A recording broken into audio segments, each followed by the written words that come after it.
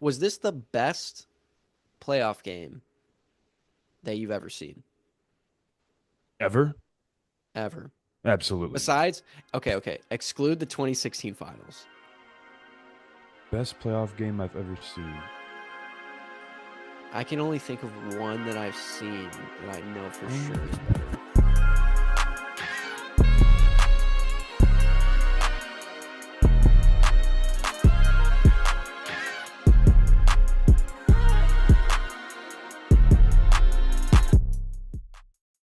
GMLB family, welcome back to another episode of Good Morning Let's Basketball. This is episode 30 of season 3. We've covered an entire NBA season, just about. This would be our third NBA season that we've covered. And season 3, episode 100 for the GMLB podcast is coming up. So we may have something scheduled. We may have some giveaways. We may have some goodies. We have not planned any of it, but tune in. We might have something. That's the only promise I can make on this pod. But as always, I am your host, Mike Miles, also known as Six Figure Mike. Above me is Big Macedonia and GMLB's chief of security, who has recently relocated to Atlanta. Everyone in the comments, give Kevin a hand for his big promotion. He's keeping GMLB safe from malware viruses. Kevin, what's up? Give me a Persian rug where the center looks like Vic. Relocation's going solid, still getting settled in, but it was necessary. I'm glad to Oh hear, man, I'm glad to hear it, Matt. Above me is the founder and brains of the operation. That's Victor. Victor, what is going on? I'm doing good. Knicks versus Hicks, absolute cinema. Yeah. We're currently recording this on May 22nd, which is a Thursday. I'm losing track of time, fellas. The mind is going. I'm getting older. But Thursday. So tonight is game 2 of Thunder Timberwolves. So unfortunately, we will not be covering that. That will be watched by our panel here soon after the podcast is over. But we do have game ones finished for the Thunder and Wolves, and the Pacers and Knicks. Fellas, which one do you want to talk about first? Because we got 2 games to cover today. Probably talk about this Thunder series first, as it was the series that got us kicked off with the conference finals. That game started off solid, but then Minnesota just got incredibly stagnant. Remember, the second I turned on a game, I was a little late to tip off. Timberwolves were up 8-0 as soon as I turned on the TV. Guess who was at the line? I'm just kidding. That's not true. I saw a meme that said it. It was like just turned on the game, and guess what? And it was a picture of Shea like shooting his first free throw of the game. Was that You the know, I think All-Star game, that meme? no. It was like for game one. Oh, I saw one of the All-Star game where it's like flipped on the All-Star game for the first time in a while. Guess what I saw? It was Shea in the All-Star jersey shooting free throws. But yeah, dude, Julius Randle just continuing his tear, flipping the script on what we believe Julius Randle was. He played great in game one. For the Unfortunately, did he play great in game one though? thought he played Only pretty for the solid. first half. That's what I'm saying. Like, there's really only one half to cover here. Like what I said to you before. Mm, The that's When true. we started recording, if I said I watched the good half, which was the first half.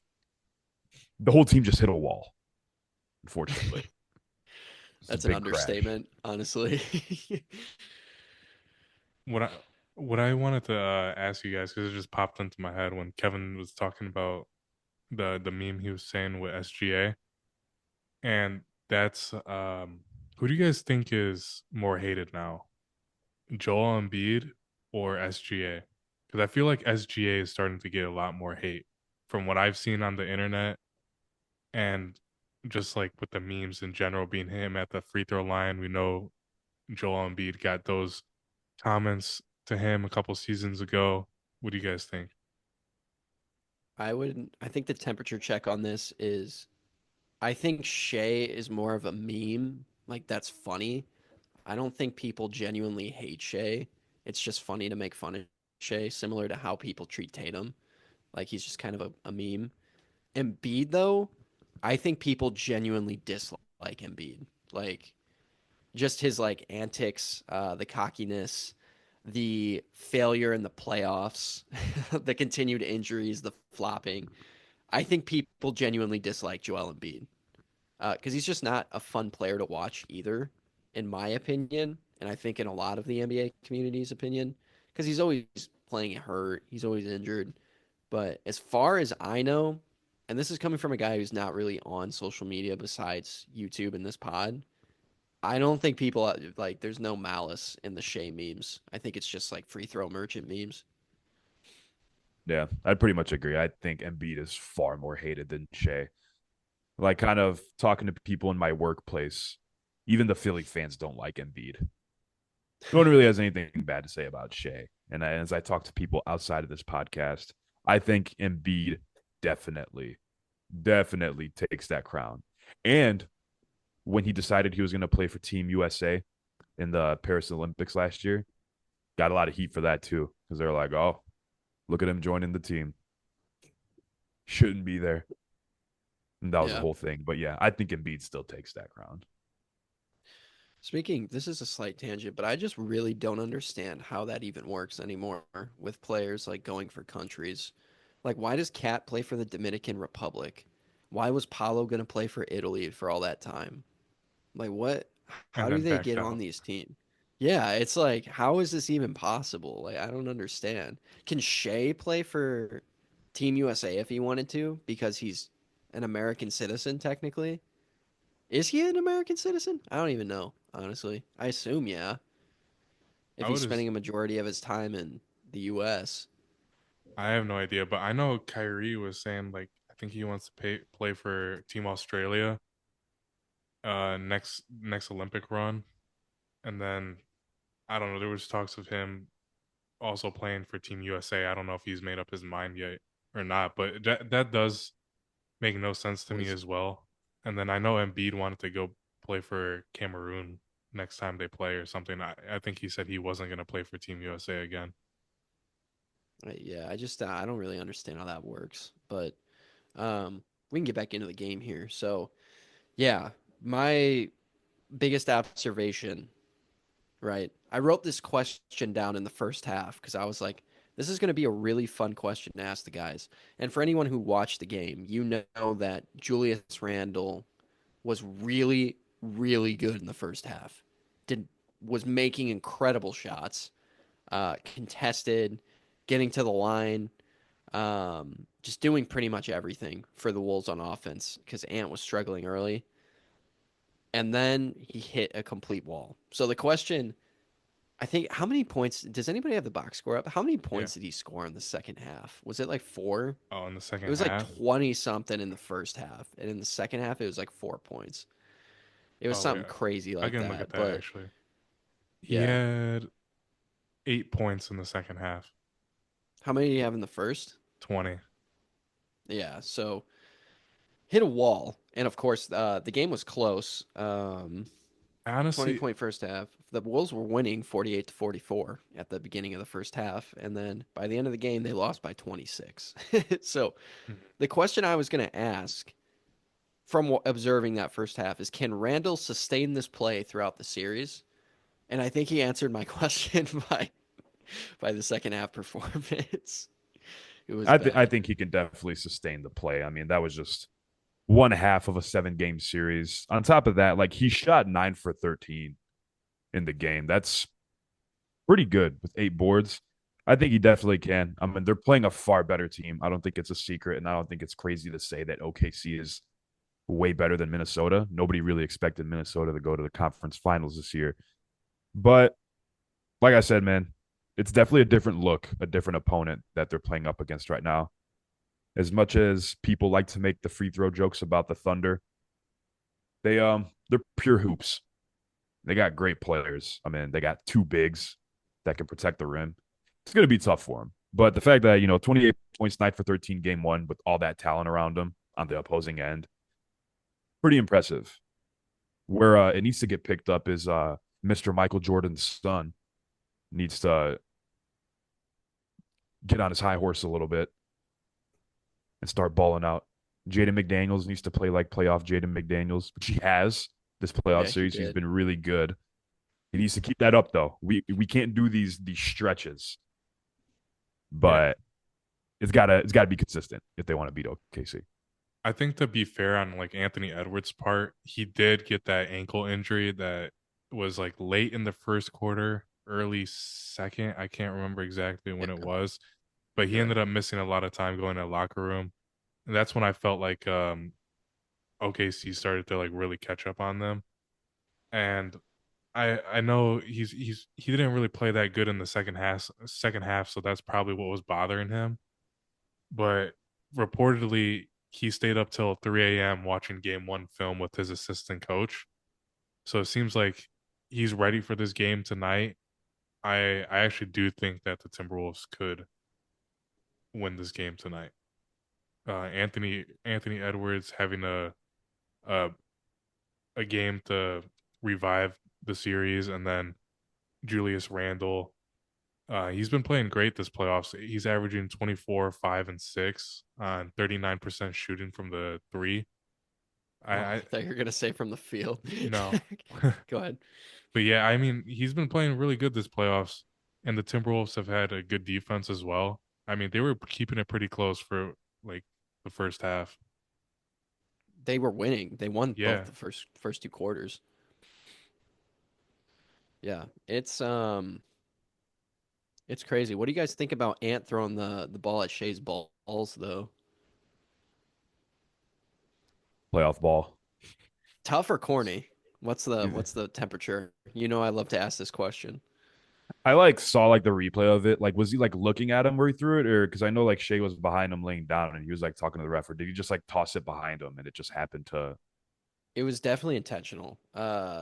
He had the ball and he was like looking to the side and he tossed it hit Shea right in the nuts. I think it's nice.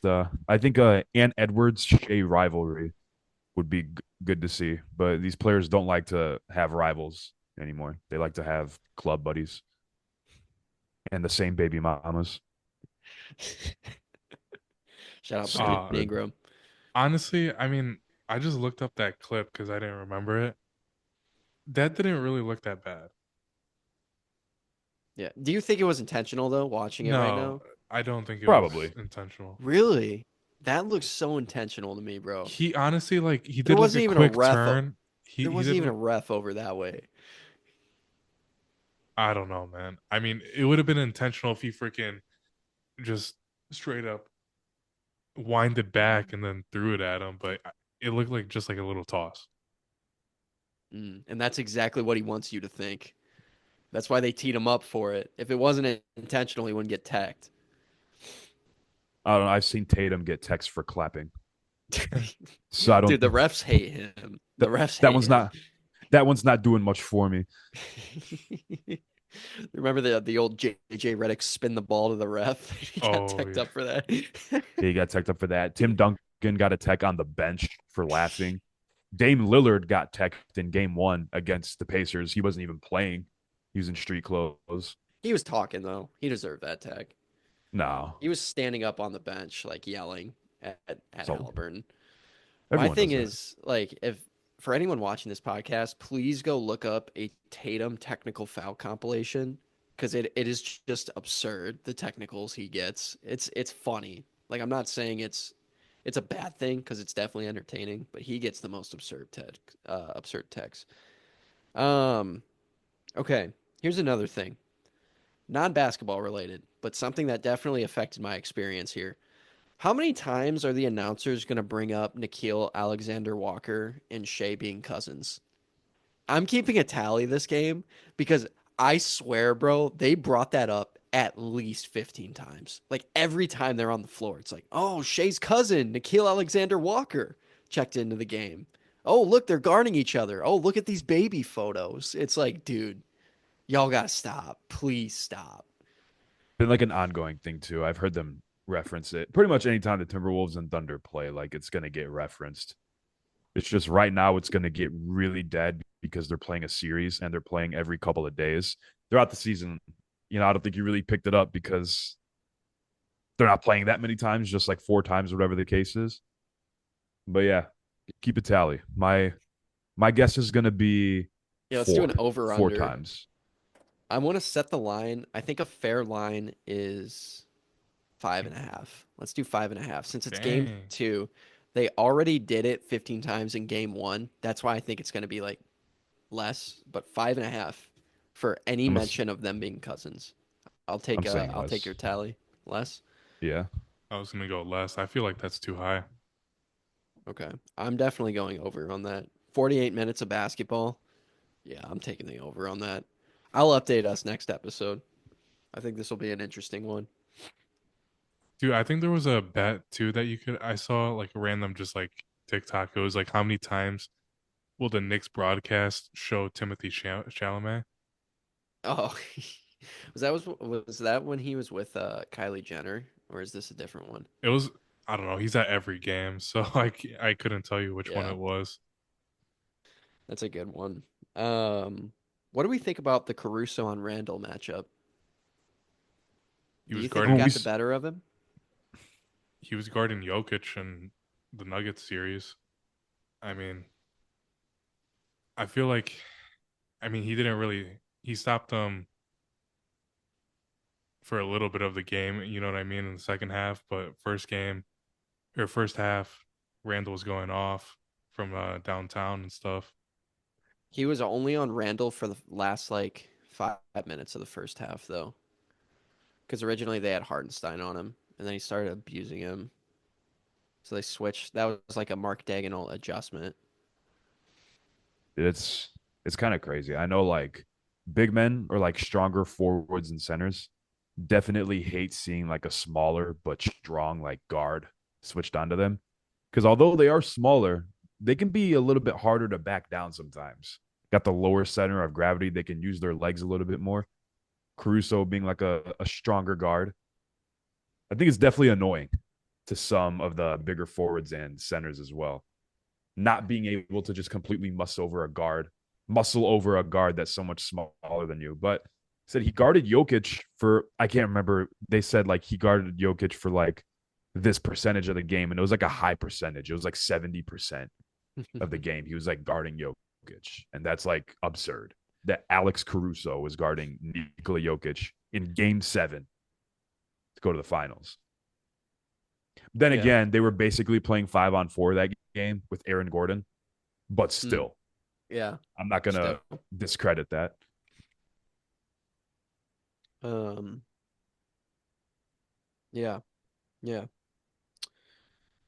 Here's the And the thing. Timberwolves, Oh, go ahead. Go ahead. I was gonna say, can the Timberwolves actually win, or are they getting swept? Mm, I think they'll take one. Just If one? you get it, if hmm, did we predict this last episode? Yeah, Did we had to have, right? yeah, we I think I we talked took all about it.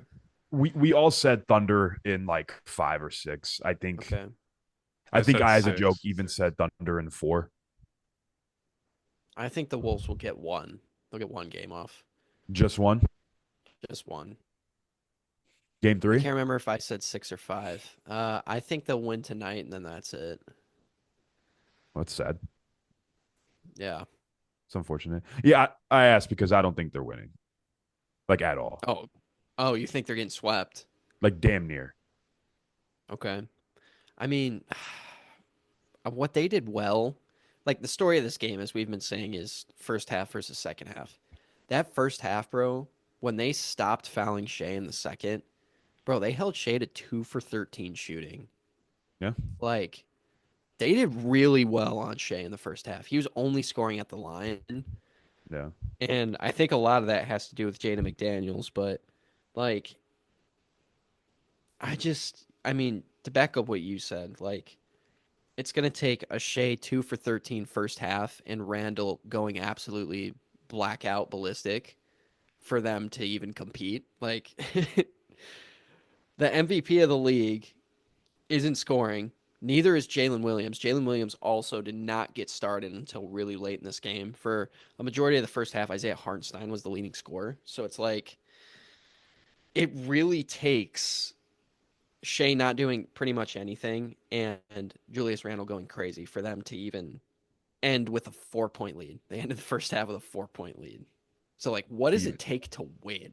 Like, yeah, I it's gonna mean, take a lot.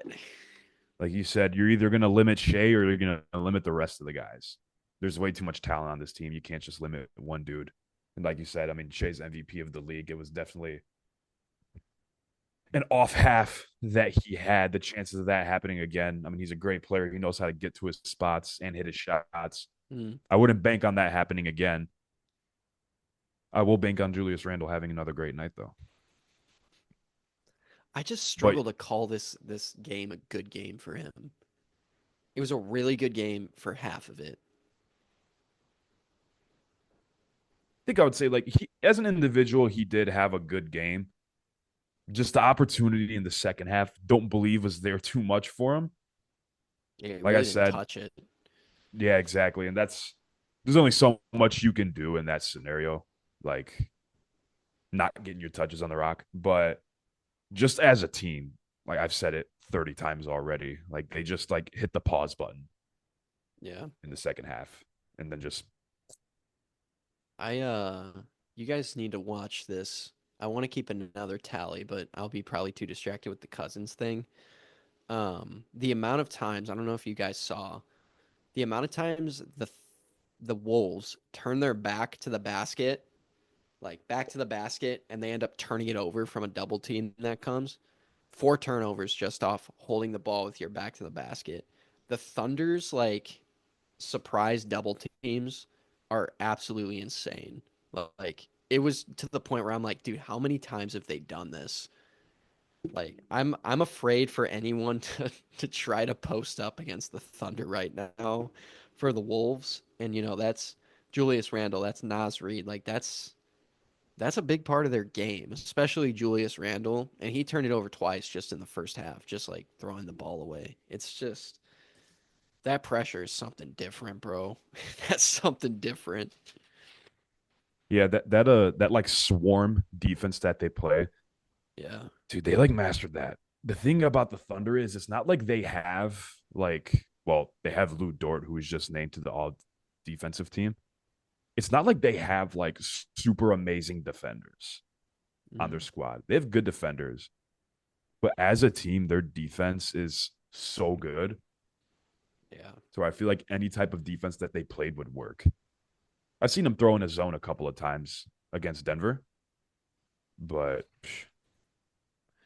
Yeah. So J-Dub and Shea were 4 for 21 in the first half combined. So then we get to the second half. We'll touch quickly on it. I think at the end of the third quarter, I think the Wolves went full isolation mode. Just absolutely no offense. Chris Finch kind of lost the reins. 17-2 run by the Thunder, and all my notes say here is Ant playing iso ball with a frowning face. And then with a side note that says the Wolves are struggling without Julius Randle on the floor. There is a lot of iso ball, and I feel like the Wolves are a team that's susceptible to that, especially with Ant, who has come alive as a shooter this season. He wants to come off a screen and chuck, but when those shots aren't falling, and we've seen it this playoffs where those shots don't fall, dude, it just kills. It destroys their offense, man. I hate watching it. I think that's some of the worst, like seeing like when your superstar, one of the players is chucking a three like early in the shot clock without like even seeing like where the ball can go. You know what I mean? Like moving the ball. Um, I did notice that with Ant. He did that a couple times. I think I was looking at like the box score and stuff. He went 2 for 6 in the second half. So, but I mean, I don't think he's gonna do that again this game. I really do feel like the Timberwolves are gonna win game 2 for some reason. I feel like they're gonna make the some adjustments, and maybe we'll see What what happens. adjustments do you think have to be made? I just don't think Anthony Edwards can play like that again. And then, like you said, with or Julius Randle playing terrible in the second half, um, Dante DiVincenzo playing or shooting 3 for 14. I mean, just the team just did not. They just like were non-existent in the second half. I think they need to avoid survival mode. Yeah. Just DiVincenzo really crippled them too. That's a good point. Of a guy we haven't touched on. He was having a really rough game. But keep going, Kev. Sorry. I was gonna say, just avoid survival mode. Don't try to dig yourself into too big of a hole, and it's gonna sound stupid to say, but like anticipate things before it happens. Like you said, I did notice the amount of times they got ripped when they turned their back to the basket. It seemed like they never knew it was coming. If it happens once, all right, they got to rip. If you do it twice, hey, every time we turn our backs, they're sending this double to make an adjustment, have that guy cut, whatever the case. And that just like didn't happen. And I Yeah. don't know, just like poor decision making, I think, as well. But I think I will say the Wolves don't advance. I think they bounce Chris Finch. Really? Chris Finch They hot could. seat. Back-to-back Weren't Western Conference weren't they appearances talking about firing him too? Don't matter. It does not matter anymore. The league is going into a different direction when it comes to coaching. with a Like it's new just roster, like with switching Ant and Julius Randle in a roster shakeup like that. You really think I they don't. fire him? I mean, hey, they traded their longest tenured player after making the conference finals. What the hell's the coach at this point? Yeah. It's hard to argue when you put it like that. And Uh, like just like all the other coaches that just have gotten bounced. Like I feel like they're under a lot more scrutiny now than ever before. Here's a question. I might be tweaking on this. So I was thinking about adjustments that could be made. One thing that the Thunder really switched in the third quarter, especially to go on that run that pretty much sealed the game for the rest of the minutes played, is they went small ball and they went Shea, J Dub, Isaiah Joe, Cason Wallace, and Kenrich Williams. Like Kenrich Williams got into this game and scored twice in a row, by the way. Had 5 quick points. Uh, that small ball lineup is what destroyed the Wolves in that third quarter. And I'm trying to balance whether or not I think that should the Wolves go small ball to match them, or is that a really bad idea? Because playing the Thunder's game is like they are the small ball team. So Yeah, playing I their think game, do you think it would help them compete better? Or do you think playing the Thunder's game is going to just like dig their grave pretty much? the absolute smallest they can go is have Nasri be your center. Yeah. Like that's not at all their game. And plus, like the Thunder pretty much played small ball like half of the season. Like Yeah. to the point where J Dub was pretty much playing center for them, quote Oh, unquote. that's a good point. I forgot But about like that. this team knows if they know how to play any way, it's small. Like a majority of their season was played already playing small ball with Hartenstein missing time, Chet missing time, both of them missing time at the exact same time. They know how to do it. And they were winning games and just steamrolling people. So yeah, them going trying to like match them and play their game, that is they'll lose even more Yeah. by even more than they did the other night. Yeah. And then finally, I guess we'll touch quickly on the fourth here. There wasn't much to say, at least for me, in the fourth quarter. I mean, the Thunder pulled away. The biggest note I have here is the Wolves just look confused. Ant was frustrated. You could see like he turned the ball over, threw his hands up. Wolves weren't running any sets. It was just iso ball. It was basically one pass drive. Let's play around. Ant's getting trapped at half court. He's got to pick up his triple. Like it really was survival mode. But I do want to mention that Shea and one was insane. The one where he was on his knees. Oh He yeah, was that one literally was had a crazy. knee touching the floor, tossed it up. That was one of the craziest and ones I've seen, at least this season. Wasn't that Easily like this season. wasn't that like in the second or third quarter? No, I was in the fourth. It was in the fourth. Mm-hmm. I swear, or maybe it Yeah. was another one I'm thinking of. Yeah, probably. I have it written down though, so I know for sure it was the fourth when he did that. Yeah, that was crazy. That wasn't the dagger, but that was pretty close. Lou Dort hit a three right after that I called the dagger when they went up 99-84. But yeah, that and one was crazy. Yeah. What the Wolves could do is just leave Lou Dort wide open and just let him shoot bricks all day. Just give him the Westbrook treatment. He's not going to shoot it every time.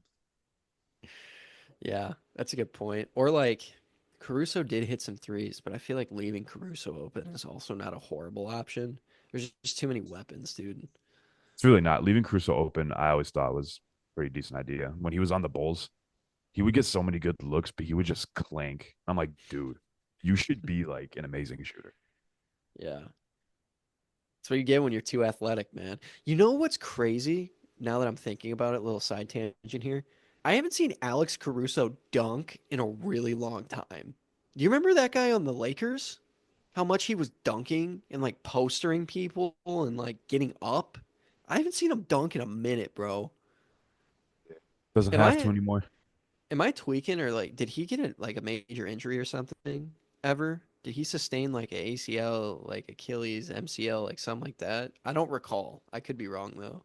He's had a couple injuries, but I don't think they've been anything like significant like that. I remember that injury he had when Grayson Allen pushed him. Oh Uh, yeah, that was messed up. Because that was a wrist injury, right? Did he break his wrist? yeah, he broke his wrist or something. Yeah, that was messed up. But like y'all remember when he used to dunk on people? Dang, that just like Yeah, sparked something. I was like, dude, he used to be that type of player. That's crazy. The younger days. I mean, it Yeah, might also just be from him like playing so hard defensively. Just like, damn, dude, now do I gotta go dunk this? He might just be yeah, like looking for the easy layup. that's true. And almost dunked on Lou Dort. Y'all saw that? I Yeah, was I that did see that. close. I was that close. He had a little John Morant highlight where he misses, but it's pretty sick still. All right, final thoughts about the Thunder Wolves, fellas. Me and Vic have the Wolves making the adjustments and winning game two. Kev, you got Thunder sweep. Uh, any other final things to note before we move on here? Thunder and six. Mm, I think two No games extra is words for me. pushing it. Like, man, my only thing, final thing, I guess I'll give a final thought is when Shay and J Dub started playing good, it wasn't close anymore. It wasn't close.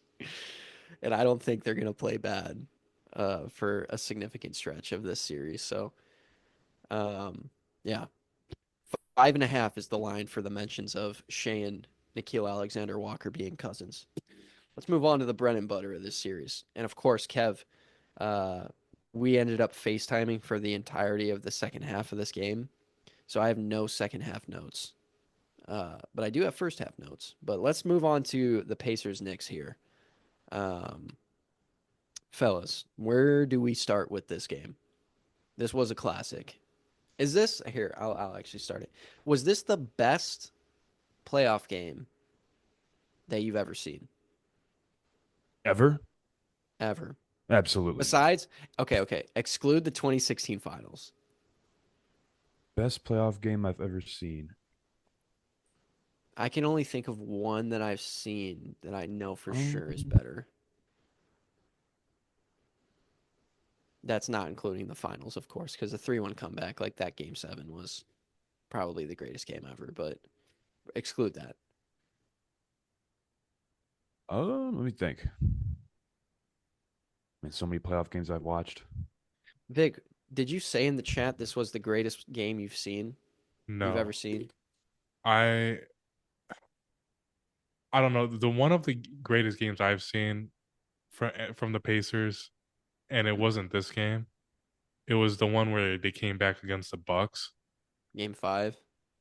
Yeah, and I think that was the game where Tyrese Haliburton, or where Gary Trent Jr. was, he couldn't miss, and then Mm. he got the turnover, and then Haliburton was at the line, missed a free throw, and then caught it, and then hit the three to game win it. Dude, that one was sick. I thought that was a better game to watch than this one, but this one was still up there. I don't know what your guys' thoughts are. I also thought the one against Cleveland was better too, where they stole game two, I think it was, Mm. where they came back. I remember Nesmith had like that putback dunk on the free throw. I thought those two games were better than this one, Okay. this past Yeah. one right here. I would, if I could rank, so we got all the Pacers comebacks, right? We have game 5 against the Bucks. We have game 2 against Cleveland, and then we have game 1 against the Knicks. I'm definitely putting I'm putting game 5 probably. I agree with Vic. I'll put game 5 against the Bucks first. I'll put this game second, and I'll put the Cleveland comeback third. The Cleveland comeback was amazing, but this one was just crazy. Like in Madison Square Garden, that three, that the bounce that it took to go in. Aaron Nesmith hitting six threes in 5 minutes, something like that. Like most of those coming within like 2 minutes of each other. Yeah, this one was intense, absolutely crazy. They they did it again, man. We said it on the phone yesterday when they were up by like 14. They were like, do they do it again? Like, do they steal another? And like we actually said that. That's not a LeCap moment. And they freaking did it. See, The there game was winner or the game tying shot actually got spoiled for me. Because when Tyrese was doing his thing, dribbling around, my neighbors started screaming, jumping up and down, loud as hell. And I was like, oh my God, this dude hit a game winner. And then I saw him shoot it and it clanked up. And I was like, no freaking way that went in. And then it did. I was like, oh my God, dude, Yeah, they did it again. the only game I could think of that was better than this last game was the Kawhi game winner against Philly. That's the only game I could think of that I would, excluding the 2016 finals, of course, but that's the only game I could think of that was better. This game was insane, start to finish. Like I think every player was contributing. Like Bridges in the first half was going crazy. OG in the second half. Brunson the whole game. Like then you have Halliburton. Miles Turner was getting involved. Like Siakam doing his thing. It was just wow. Like everyone was. I mean, dude, the Pacers started off 9 for 9 for the game. They didn't miss a shot until like 4 minutes left. I just could not believe it, man. Dude, you know what else was crazy about game one? There wasn't a whistle or a foul called until 7 minutes remaining in the first quarter. That Yeah. never happens. It was crazy, and it was so entertaining too, dude. The Knicks when the Pacers finally missed, did you hear MSG just go absolutely berserk because the Pacers finally missed a shot, dude? Everyone stood up and started clapping. It was crazy. I've never seen something like that. That is pretty wild. I did have a question though. So Is Tyrese Haliburton a superstar?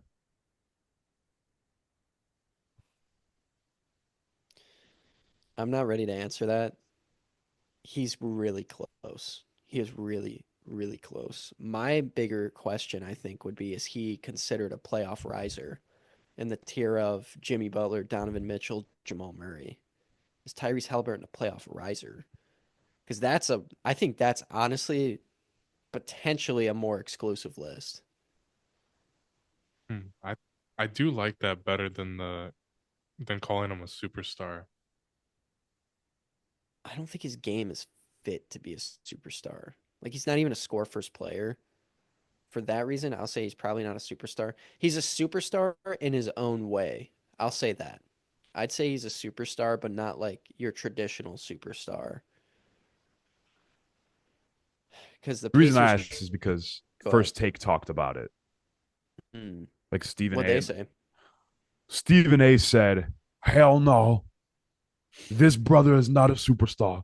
And it just like went off. But then Anthony Edwards last year makes the conference finals and he was sucking the meat off the bone. But then it's Tyrese Haliburton. He says, hell no. It's just stupid. I really can't stand Stephen A anymore.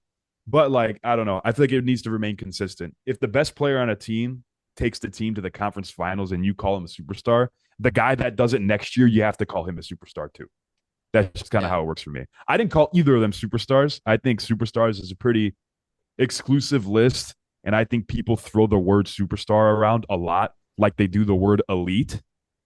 But like, dude, everyone in the NBA is an elite defender. Have you guys ever noticed that? Elite Oh, Yeah. defender.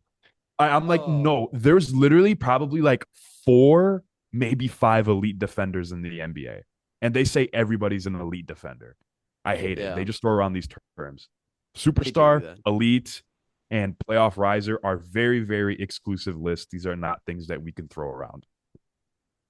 That's what Yeah, I was gonna say too. Is like I feel like the superstar is you got to be at least in the top 10 players in the NBA, and I don't even know if it's all 10. It might be less than that. yeah. I think the only thing keeping me from Tyrese being a superstar is the fact that the Pacers truly are a full team of like They contributions, are. like 1 through 10 on the bench. Yeah. Everyone Like contributes. If you're a superstar, you're like backpacking your team. You're not backpacking, but you are like the clear cut main guy. There's nights where Siakam is the guy. You know what I mean? There's nights yeah. where Miles Turner is the guy. Like the first half of this game, like Miles Turner was the guy. So It's so unfortunate too. Like everyone's talking about Halliburton because he did the choke celebration, which I would have put every single dollar and penny I have on my in my life, I would have put on that he was going to do that the first chance that he got, and he did in game one. And he hit the big shot that sent it to OT, but like he would have never had that opportunity if Nesmith didn't just turn into a flamethrower and hit 6 threes just out of nowhere in the last 5 minutes of game time. They would have never even been close. They would have lost by 20 if Nesmith didn't do that. he used to be a Celtic. We Dude, used to have Aaron Nesmith. The I knew he was gonna be good, bro. I knew he was gonna be good. the that Pacers are really though they really are a team through and through, and they're not even playing Isaiah Jackson that much. We're lucky that brother's not on the floor. Well, he's injured, but yeah. Oh yeah, I forgot. Even better. dude, Neesmith, when he hit that 1 3 in the fourth quarter, where it was like deep and he ended up falling, I was like, what the hell is he doing? And then it went in. I was like, oh my gosh. I couldn't believe he even hit that. Yeah, I mean, That after he hit those first three, I was like, they just got to keep giving it to him. He's hot. yeah. Let him bring you back. Can we talk about why the Knicks are playing drop coverage in this series? Why are Cat and Mitchell Robinson in drop coverage? Because they can't move. I just thought it was like first quarter Miles Turner, right? 5 for 5, 11 points. All because he's wide open. Just He's wide ass open. every screen he sets just pick and fade. It could be mid range, it could be three. Absolutely no resistance. I'm like, why is this team playing drop coverage against first of all Tyrese Haliburton, one of the best pick and roll navigators in the league, to make a play, and then Miles Turner, who's like one of the best stretch bigs in the league this year. It's like what was Tibbs thinking on that? For the simple fact that the two centers cannot move. I think Kevon Looney is more athletic than Mitchell Robinson. I think Mitchell Robinson actually is like feasible on the perimeter. He's not horrible. I He's think not he's pretty bad. he's Have you not seen good. have you seen him like sprint or attempt a sprint? Have you seen the clip of him rotating through 3 passes and closing out to Jaylen Brown in the corner though? Like he has some defensive capability. Some. Some and sometimes. But when you're playing a team that runs as fast as this team does, it's not going to work. Yeah. Yeah, I mean, this is objectively probably his worst matchup as a center. But he was probably the biggest difference maker in this game. First quarter alone, checked in, 3 offensive rebounds right away. I mean, we know he's one of the best offensive rebounders in the league. 3 offensive rebounds right away. Also had a steal, also caught a lob. And this is checking in with like 5 minutes left in the quarter. He truly is like on the offensive glass, he is such a difference maker, dude. He is. It's insane. Like this is like Iggy Finals MVP level impact. If Iggy could do that, Mitchell Robinson can win a Finals MVP by that standard. That's pretty wild. Yeah, what I just said was that sounded horrible. But you get what I mean, like loosely. Like if Iggy could, I don't have to explain this. You get what I mean. You get what I mean. He's definitely one of the better backup bigs in the league. Like he's as a backup big, he is really good. As a starting big, absolutely not. But he's been really good this whole playoff series. I know he's dealt with some injuries throughout his career, but he's coming back. Big Purr had a good game too. 35 and 12, shot really good from the field, Hmm. but they just let it happen. They let him do it. You got to put up 40 if you want the Pacers to lose. You know what I mean? If you want to solidify your win, it's got to be 40 plus. Yeah, these starters are never sitting in this series. They're never Cam going to sit. Cam Payne did get extended minutes this game though, and he played pretty Banged a well. couple threes. He did play Well, pretty well. I mean, Jalen Brunson was in foul trouble. Wasn't who else was in foul trouble on the Knicks? Wasn't it OG? I feel like OG had 5 fouls. I think it was OG or Hart. I don't know. Josh Hart sucks, by the way. Yeah, it was OG, Jalen Brunson, each had 5 fouls. Josh Hart had 4. Cat had 4. When did they come though? Because this was an overtime game. Jalen Brunson had 5 going into like OT. Yeah. I remember he was 1 away, and I was like, man, I think they're gonna foul him out, but he just ended up not fouling. So Yeah. Yeah. How about Obi Toppin missing a dunk and then Cat hitting a three on the other end to put New York up 8? Talk about unfortunate. I know we talked about it. We thought OG injured himself again Oh on yeah, that when fast break where he like slipped. yeah, that was like textbook. Like OG just tore his hamstring again. Not tore, Yeah. but strained it. Yeah. Like exactly how it happened last year. Same team, same scenario. That would have been unfortunate. I literally wrote down OG blows a tire, LOL, on my notes when he did that. It was so That's pretty funny. bad. But yeah, man, I'm in. Absurd. I'm I giving all my think props to this game to Aaron Nesmith. Most threes in a quarter in a playoff game, in the fourth quarter of a playoff game ever. you know what I wanted to make sure. Wait, say that again? Aaron Nesmith holds the record for the most threes in the fourth quarter of a playoff game Ever. ever. It was 6. It was 6, right? Yeah. Holy crap. I didn't know that. That's And he did nuts. and he did it in half the quarter. Less than half. You're telling me Clay and I guess dude, 6 threes is crazy. Let's say he hit 3 prior to that. You have 9 threes. In That's the quarter. nuts. Yeah. 6 in the quarter. Wow. Yeah, that just kind of registered with me how insane that is. Like Curry, right?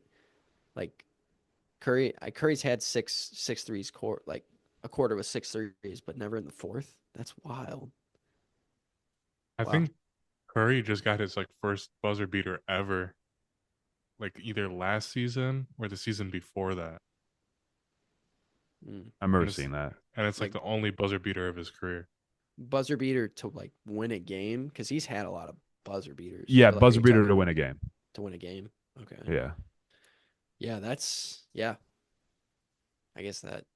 Yeah, that's just who do they go to instead though on those plays? Was it Curry just missing or was it like they go to someone else?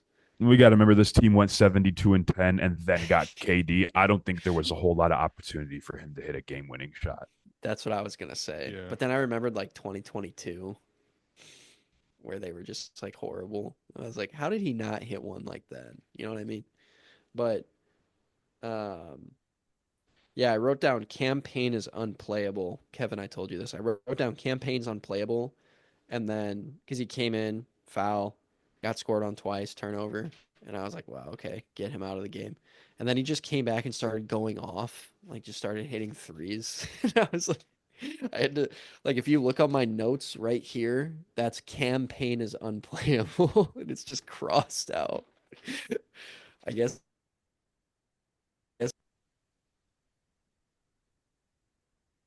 It's just so weird too because whenever he's like running where he catches the ball on the 3-point line, he can just like fade right into his shot because of how he stands and how he shoots. He's so angled. So the dude's already in shooting position every single time. Yeah, I It's feel so like, weird. dude, he shoots sideways. I feel like he almost looks like that one guy Flats from SpongeBob when like you turn one way, he looks normal, and then you turn to the side, he's just flat. I feel like That's that's how such a deep campaign cut. how Such a deep campaign cut is. reference. It's perfect though. That's such a perfect reference. Yeah, I think once a game he catches it sideways, like facing the person who threw it to him, and the defender like doesn't close out hard because like he's not even facing the basket, and then he just turns because that's literally his shot is facing sideways, and it's just a quick release three, and the defender like is like so late on the contest. Once a game that happens when he plays. It might Um, also be because he's a lefty. yeah, that's true. Um, but it would be a travesty if we went this whole pod and didn't mention this. All it took to win this game was Cat making a free throw and OG making a free throw. They blew two opportunities. It was really like the Knicks had this so in the bag. And I'm not even talking blown lead. Like this was a win. And they just couldn't make free throws. Like when you think about it, right? You're shooting a free throw. It's called a free throw. And they just missed like back to back times. Oh man, I'm rooting for the Pacers, and that frustrated me so much. I said it to you too when OG went to the line late in the game in the fourth quarter. I was like, that's a good person to send to the line because he's not like an amazing free throw shooter. He can miss. But lo and behold, he freaking did. Yeah, And then Cat, it's who's like a good free throw shooter, clanks. It's like that just can't happen. like we just have to consider how many things had to happen for them to win this game. Like not only did Nesmith have to make those six threes, which was insane. Like he is the reason they made it to overtime and most likely won the game. But the Knicks also had to miss two free throws with two different shooters. They also like Halliburton's shot also had to bounce up and in.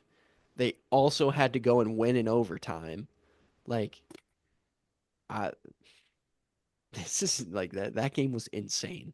That was the most improbable comeback I've ever seen for sure. Yeah, things were just going their way, man. Like everything that could have went their way, it happened exactly how they needed it to happen. But probably about that part of the conversation. What does New York have to do? What did you just say? What does New York have to do to send the Hicks home? Dude, like Only thing you can do is put 40 on them, man. That's the only thing that's gonna solidify them from coming back.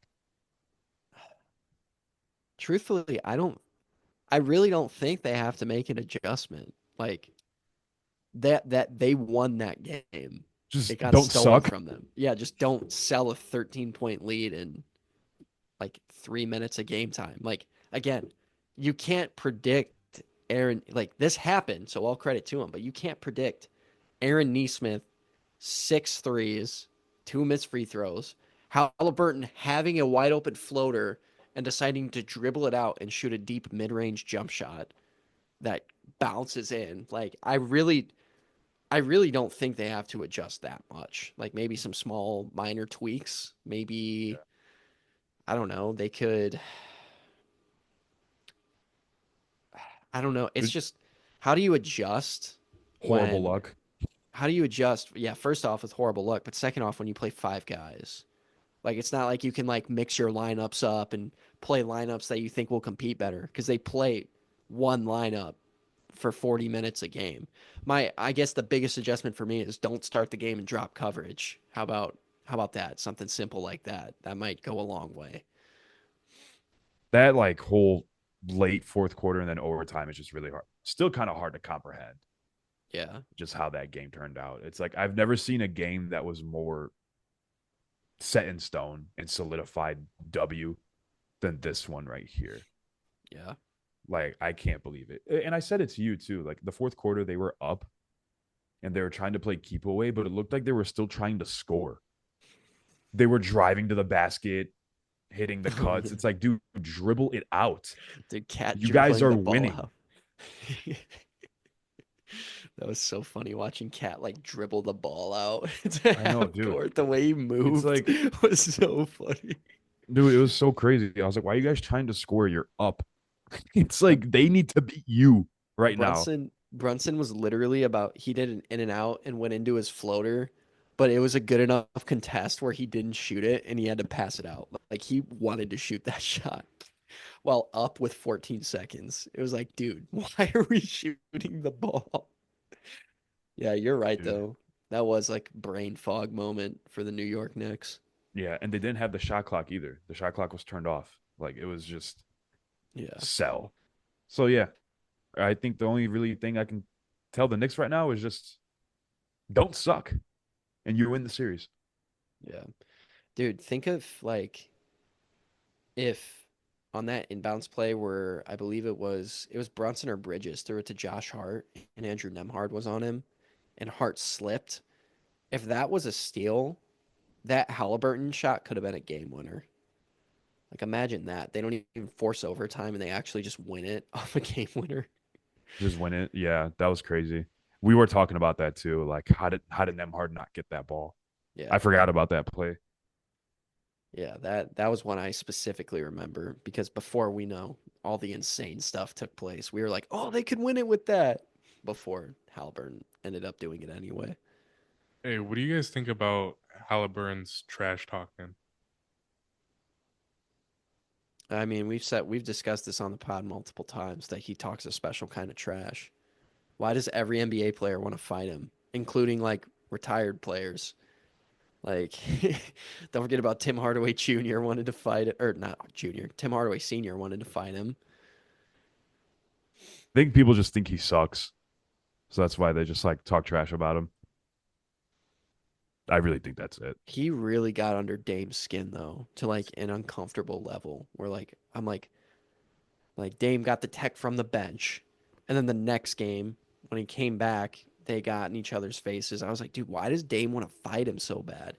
It goes back to when Dame in the in-season tournament the first year was a thing, did the broken watch celebration. That was Dude, tough. I think that just rubbed him the wrong way, bro. Damian Lillard is still mad about that. Like, Oh yeah. I mean, dude, if come on, could you imagine if you had a celebration and then someone telling you it's broke, how you would feel? I mean, that was have, just have smart to do that. yeah. Have we seen Yeah, someone do that before? Is that the only example of that ever happening? I feel like I've seen Pat Bev do it. I think Pat Bev did it before Tyrese. Oh, in the bubble, right? Yeah, Yeah. Maybe that's what I'm it's been thinking done of now. before. Dang. I forgot about that. That's a good shout. Yeah, I mean, I'd Um, fight him. yeah. Yeah, who you'd fight Halliburton? Ah, you get packed up. Wouldn't fight Haliburton. Halliburton would pack I, you up. you're crazy. You are crazy. The chief Maybe of security gets packed up by Tyrese Haliburton. That'd be so upsetting. that thought doesn't even register in my brain because it's physically impossible. I love it. I love it. All right. Well, those are your game one matchups, fellas. Do we have anything else we want to talk about? And no, talking about Shea winning MVP is not on that list. I'm declining it. I refuse to talk about the travesty that was. As far as what we've discussed today, I feel like it's all been covered. We're just gonna take this next week to enjoy some sports ball. Possibly go to game 3 in the See beautiful state of Indiana. The New York basketball Knicks. How are you going to go to game 3 when you're in Atlanta? Are you flying in? That's a me problem. Uber, Uber a couple states. That'd be absurd. All right. Well, GMLB family, we thank you for tuning in once again to our playoff recap. This is another playoff episode. If you like the video, make sure to like and subscribe. Turn on post notifications. If you want to watch the full pod, we're on YouTube, Spotify, and Apple Podcast. If you want to watch clips and other games, we are on YouTube, TikTok, Snapchat, and Instagram Reels at GMLB Pod. We do have our email, gmlbfans@gmail.com. If you ever want to reach out, we read all emails on the show. And with that being said, we will see you in the next one. Hopefully, the Pacers will have swept the Knicks by then. We'll see. All right, we'll see you in the next one. GMLB family, we're out of here.